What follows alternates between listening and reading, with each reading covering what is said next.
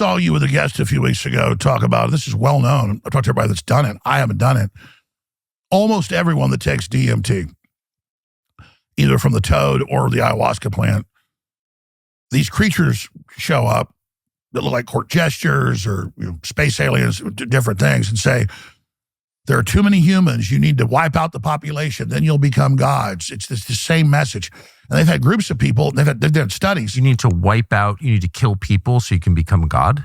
Yes, you need to depopulate and you need to transcend. Do you know people who've heard that message? Oh, absolutely. They've had whole groups and studies that have had group hallucinations of this.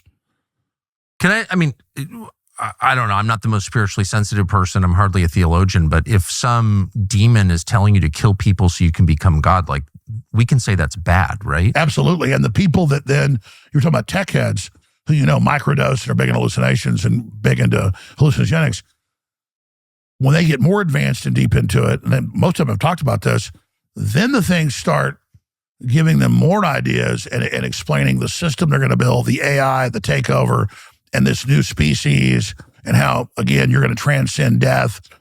And so we've all got to have a larger question there. So they say the devil's greatest trick was convincing the world he didn't exist. I think that's his second biggest trick. I think convincing the world that good doesn't exist is the devil's biggest trick. Yes. Can you flat? I think that I'm not exactly sure what you're saying, but I know that you're telling the truth right now. Can you?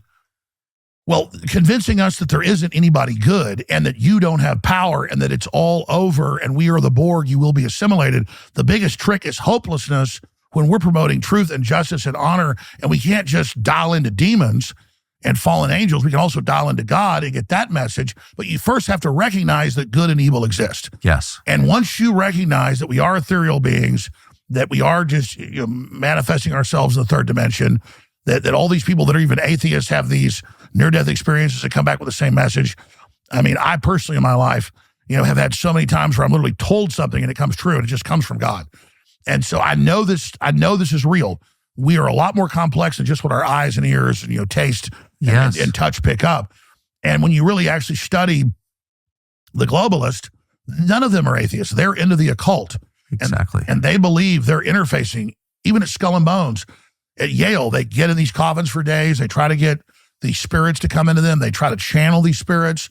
You've got the heads of Skull and Bones there in the last few days seeing who's able to interface with this. These are real rituals that are part of activating parts of the mind so that people can see past the veil. And again, they've now been able, with robots and computers and wires in the brain, as Elon's talked about decades ago, this was already done. Your eyes narrow the light spectrum because there's so much going on that if you saw the infrared and everything else, it would be too confusing. But now with hallucinogens and other things, they have been able to prove that people can actually see past the veil into basically other dimensions. And so that's really what this is. And we have to admit to ourselves that what we see and taste and touch and everything is a very small piece of actually what's going on. And that's that wider world. And people have to, once they understand that there is this wider battle going on, then you realize, oh my God, God's real. I better choose God or I better choose the devil. But if people are kind of embedded into this and just grow up in it, and just with the corporate media and life, they get trained into the evil side, never knowing they really had a choice. But almost everybody, if they're given a choice early enough, will choose God that right way. The problem is the system on earth knows that. So the priest class in Christianity or Islam or Judaism, any of it, most of it's bad priests, bad churches who know the power's there, know people are looking for God, know they're seeking. So they're there basically to get the power from you instead of you basically transcending spiritually. And so that's why Christ talked about the relationship with God is personal. Yes. And the kingdom of God is within us. The New Agers go, oh, you are God. No, kingdom of God is within us. We're made in God's image. We have the potential to know God, to interface with God. That's worship God.